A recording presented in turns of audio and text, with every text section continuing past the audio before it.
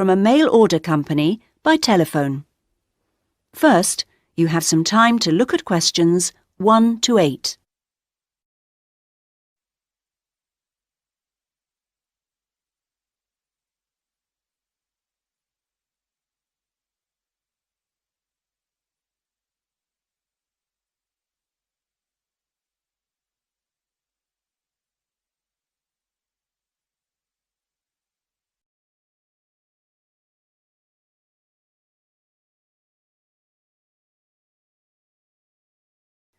Listen carefully to the first part of the conversation and answer questions 1 to 8. Cosmic Home Delivery. My name is Gary. How may I help you today? Hello, I'd like to place an order. Certainly, madam. I'm afraid our computer system crashed earlier today. I'll have to take the details down on paper and then enter them later when it's been fixed. Is that okay? Yes, of course. So, can I take your name, please? Yes, it's Alexandra Hornby. Sorry, could you spell the surname for me? H... Yes, then O-R-N-B-Y. Oh, fine. And then your address. That's number 28 Wood Road, which is in Ilford, ILFORD, and that's near Northchester. The postcode's NC1 2FR. Thank you. And do you have an account with us? I do. I've got the number here. 944567881. Is that long enough? 8 digits? Yes, it is. Good. Now, what would you like to order today? I want a coffee table. I think there's only the one type. I expect so. Perhaps you can tell me the price. I can use that to check later, just in case there's more than one. Yes, it's £39.99p. Fine. Sorry about all these extra questions. It's no problem at all. Now, that size of order value does mean you're entitled to a free gift. Did you want to take up that option on this occasion? Yes, I do. I've already got a calculator like the one on offer, but I do like the look of the handbag, so I'd like one of those, please. Certainly. And can I just check, as an account holder, you may have been sent a voucher. Oh, yes, for a discount. Let me see. The reference number will probably start with the letter D.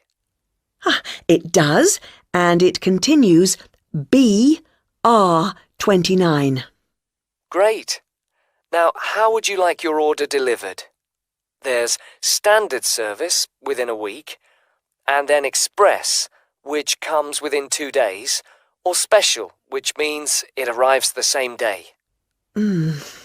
Special would be ideal, but I know it's a bit expensive, so I'll make do with express, I think. Standard is very slow. It is, to be honest. Before you hear the rest of the conversation, you will have some time to look at questions 9 and 10.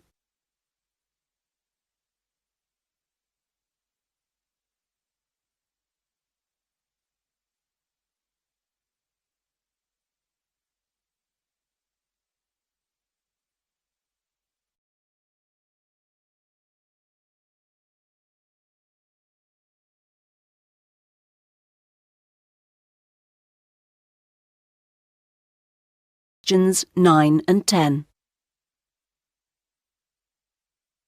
Well, that's your order completed. Could I just trouble you for another minute or so to ask you a couple of questions to help us improve our service as much as possible? Yes. Firstly, we do like to try and keep a record of how customers have heard of Cosmic Mail Order. How did you? Was it from our advertising campaign? Oh, I think I would have remembered any advertisements, on TV, for example. I only read newspapers occasionally, so that would have passed me by. A friend of mine had been using you for years and encouraged me to give it a go, so I looked on the internet to find you to see what was available on the site. That's great, thank you. The second thing is, we're thinking of introducing a number of promotional offers.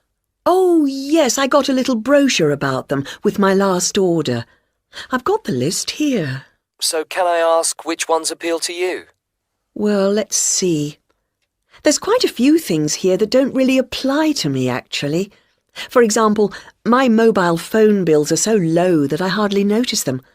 Likewise, they shut down the local cinema. I do enjoy a meal out, though, so that discount could be of interest.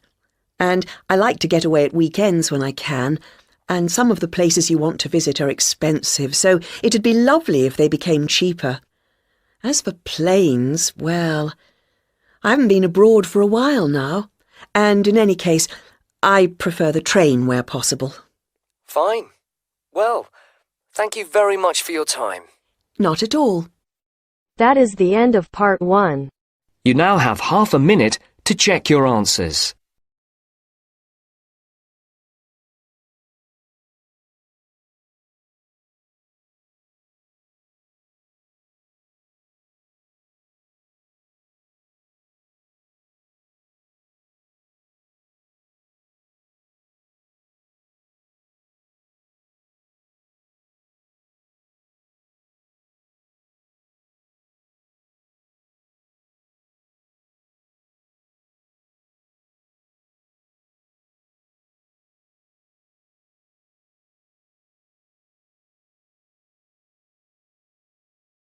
Now turns to part 2. Part 2. You will hear a trainer giving a talk to a group of cyclists.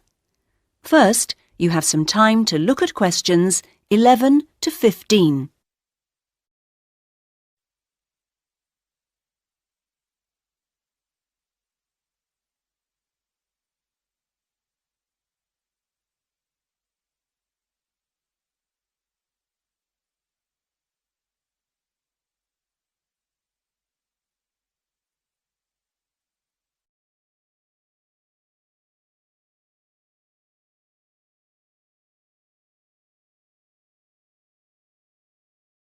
Now listen carefully to the first part of the talk and answer questions 11 to 15. Hello everybody. It's nice to see that so many of you made it, even on an evening as rainy as tonight. OK, now, whether you're new to cycling as a sport or are returning to it after some years' absence, I'll just go over a few basic points. Now, race preparation is a complex business and there are many factors to consider. The first area of concern is mechanical. Now, this involves the machine itself, that is, your bike, and also, no less importantly in fact, clothing. This will protect your body and aid your performance, providing you wear the right kit.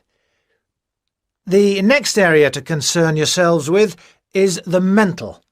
This is you as a person. You can have the best bike in the world, but you won't get the most out of it if you don't have the right mindset. So, tactics are important to consider. Another factor which is essential to a good performance is determination. You need to feel this so that you can really push yourselves to your limits. To accompany this, you also need knowledge of your bike, yourself, physics, other riders, the course, and so on. Finally, strange though it may seem after all I've said so far, you need relaxation. If you can't switch off sometimes, you won't get to recharge your batteries. OK, and that takes us on to the physical side of race preparation. The first and perhaps most obvious aspect of this is training, and we'll come to some of the details of that in a minute. Another important aspect to pay attention to is diet, and you'll soon find that if you don't eat well, you won't see yourselves performing as well as you might. Then there's also the question of style, and you'll need to learn to develop the most effective ways for each of you to deliver your performance. and the details of this depend on which kind of event you're competing in. And finally, you need to take body care into account. You need to stay healthy in order to be able to give of your best. Right, those are the basic ingredients of race preparation. Before you hear the rest of the talk, you have some time to look at questions 16 to 20.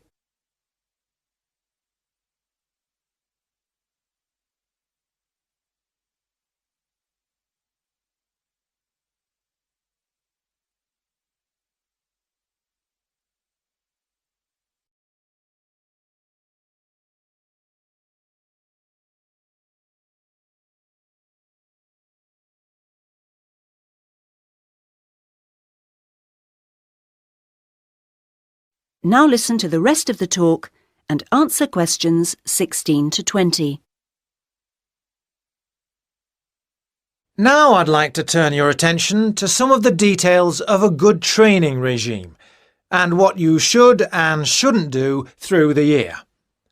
Let's consider various activities in turn. The first thing to think about is circuit training. This is an indoor series of gym exercises designed to work on all parts of your body. This starts as the racing season closes with the end of summer and continues right through the cold season, and stops you going off the boil when you aren't competing. It's extremely beneficial, although I would stress you do need a qualified gym instructor to tell you how to do it properly. Next, weight training. This is also very good for cyclists, and it tops up the natural strength that cycling produces. Exercises need to be arranged as part of a carefully calculated routine, and this routine needs to be sensibly followed. It's a good idea for continuity to carry on using weights throughout the year, as you can lose strength just as quickly as you can gain it. Something simpler and requiring no equipment is mobility work. While cycling has a great many benefits for the body, it doesn't work every part of it, and indeed keeps some parts locked in pretty much the same position. So exercises that involve twisting and turning and generally promoting flexibility are advisable before the start of each race throughout the summer season. Another important activity is pleasure riding. Perhaps this doesn't sound so important to you, but you don't race all year, and when you do race, it's pretty hard riding. So you can sometimes forget that cycling is actually basically a fun thing to do. So, when you hang up your racing bike at the end of the summer, get out another bike and go for some gentler, enjoyable rides during the winter. Weather permitting, of course. And finally, running. This is, of course, another sport in its own right, and for this reason some cyclists are rather sniffy about it.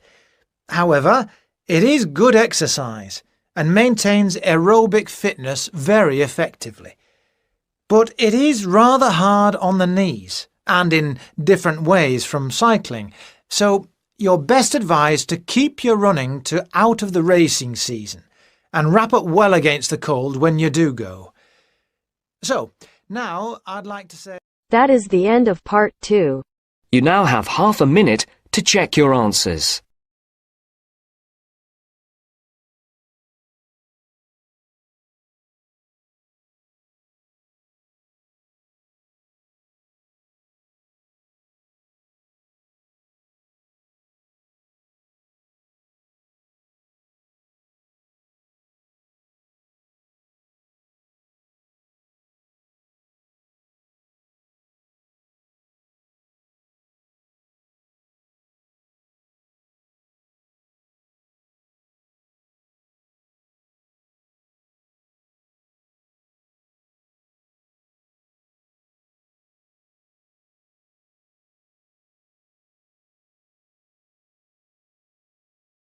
Now turns to Part 3.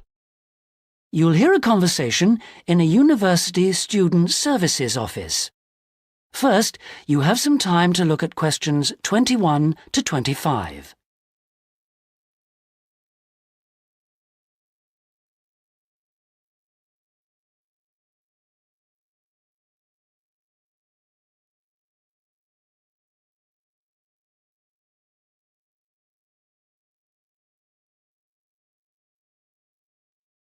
Now listen carefully and answer questions 21 to 25. Hello, I'm Dawn Matthews. Yes, hello. I've been referred to you because I'm inquiring about the refresher courses that you run. I'd like to find out a bit more about them. OK. Well, we run quite a few different short courses for students who are either returning to study or studying part-time. Tell me about your situation. Well, I think that I really need some help in preparing for the coming semester, especially to build up my confidence a bit and help me study effectively because, you see, I've been out in the workforce for nearly 12 years now, so it really is a long time since I was last a student. Yes, it can seem like a long time, can't it? Well, let me start by telling you what courses we have that might suit you. Are you an undergraduate or a postgraduate, arts or sciences? Undergraduate, and I'm in the business faculty. Right then. Well, first of all, there's our intensive Study for Success seminar on the 1st and 2nd of February. Mm-hmm. It's aimed at students like you who are uncertain about what to expect at college and looks at a fairly wide range of approaches to university learning to motivate you to begin your study and build on your own learning strategies. That sounds good. What are some of the strategies that are presented? Well, we try to cover all aspects of study. Some of the strategies in writing, for example, would be improving your planning for writing, organising your thinking, and building some techniques to help you write more clearly. With reading, there'll be sessions aimed at getting into the habit of analysing material as you read it, and tips to help you record and remember what you've read. It really is very important to begin reading confidently right from the beginning. There's also advice on how to get the most from your lectures and practice in giving confident presentations, as well as how to prepare for exams. What about the motivational side of things? Well, there's a range of motivational exercises that we do to help the students feel positive and enthusiastic about their study. The process of learning and exploring a subject can lead to a whole new way of looking at the world, and the study skills and techniques that you build up can be applied in all sorts of different ways. Before you hear the rest of the conversation, you have some time to look at questions 26 to 30.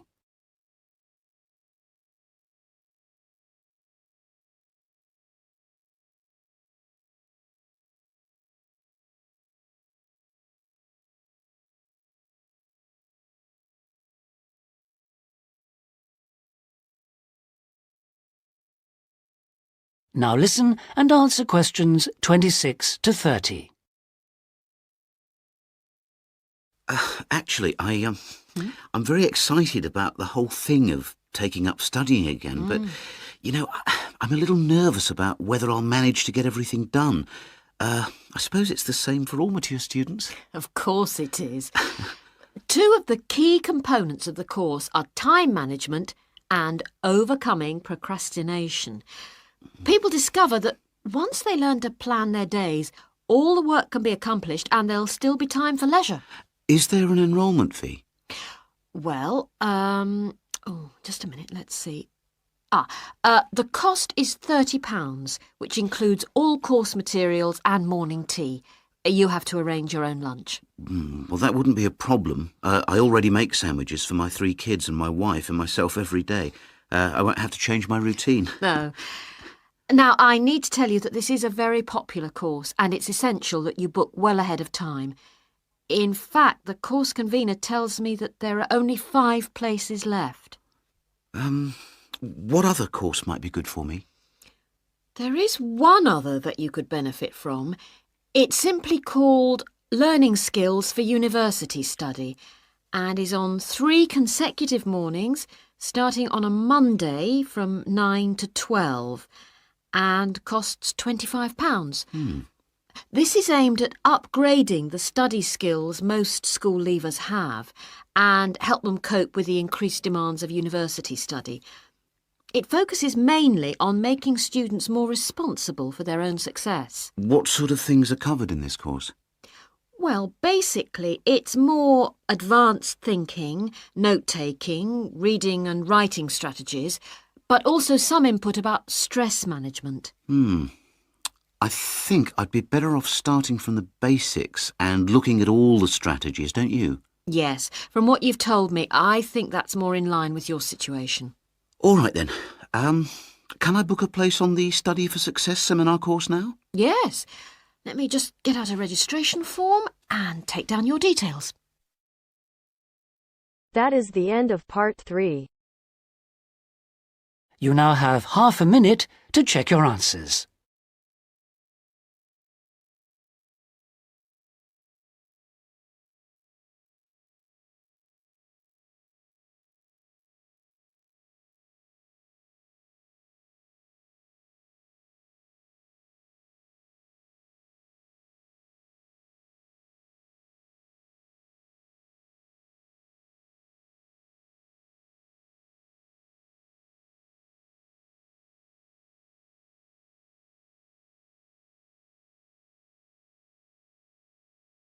Now turns to part 4. You will hear a writer giving a talk about the different kinds of writing that the audience might want to try doing. First, you have some time to look at questions 31 to 40.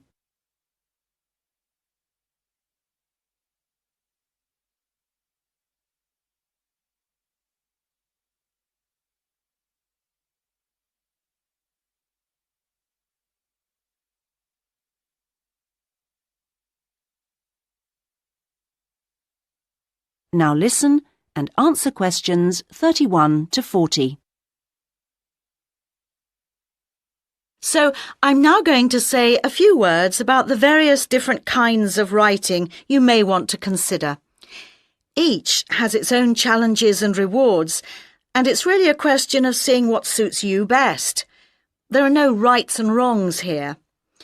Let's start by considering the short story. Remember that a short story isn't just a very concise novel. There are 3 basic styles: the story itself, the slice of life section, and the surprise type, and all of them are equally valid as treatments of the genre. When producing a short story, you don't have time for a slow build-up of interest, so you need to get in there straight away and begin with a crisis. Then there's non-fiction, which can sell very well, with biographies in particular frequently hitting the bestseller lists. It's important, however, to be sure your chosen topic is genuinely interesting to people, and you know enough about it to do it justice. So when you're submitting your idea to a publisher, it's worthwhile to give them details of specialist knowledge you have. What about articles?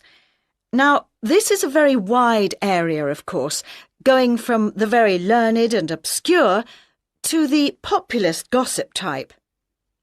Articles based on giving advice are a proven area, and to give them a sufficient focus, you should produce your article for a definite market. That will help to define your purpose. Turning to something different, there's the question of poetry. It's often hard to define what poetry is exactly. Maybe it's easier to say what it isn't. But it should be subtle, so the message of a poem oughtn't to be overly obvious. True poems let the ideas sit there for the reader to ponder. What they must do is sound good, like singing. So I recommend reading what you write aloud to yourself to check the melody. Well, then there's plays, which are basically novels, but told only through conversation.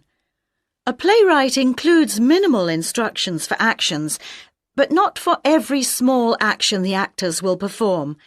Things such as moves towards sofa and so on are for the director to come up with. If you're thinking of trying your hand at a play, a good starting point would be to educate yourself a little in the art of acting, so that you know what the people who deliver your work can and can't do with it. What next? There's radio, of course. Radio uses an enormous range of material, and the BBC Writing for Radio Handbook contains information about all of this. To begin with, I suggest regional stations for sending your stuff to. The competition for national radio is extremely high.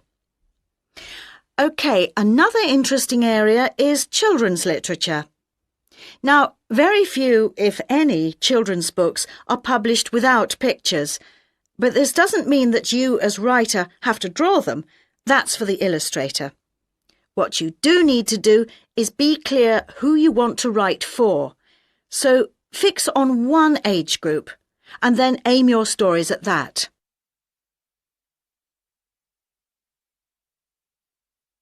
Right, I've saved what I consider to be the best and the hardest till last, the novel. Very long and very difficult to do well, but certainly not impossible, as any bookshop shelves will confirm. One of the first things to decide is from what point of view you will tell your story. A popular choice is the first person, and this technique certainly gives a sense of immediacy for the reader, while many new writers find it easier to project themselves into their main character if they can write in his or her name. But that assumes, of course, that the main character is somehow like the writer, which may or may not be the case. Meanwhile, if your book is all narrated by I, you can only put into your story things which are experienced by that character, which may prove to be rather restricting. Now, there are all sorts of pitfalls for the novelist, and many of them relate to the issue of providing a balanced narrative. Every time you introduce a character into the story, you have decisions to make. Of course, you want to populate your landscape with a variety of people to maintain interest, but don't feel you have to decorate every one of them in elaborate detail. The same goes for irony. All too often, an inexperienced writer will create a strong ironic situation and then spoil it by spelling out what they mean by it, as if readers were too stupid to understand. A few contrasting details should serve to make the point clear. A big challenge for new novelists is dialogue.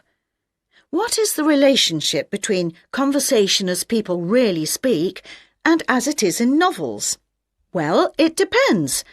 If you recorded actual conversations and copied them straight into your narrative, readers would get confused and bored, all those unfinished sentences going nowhere.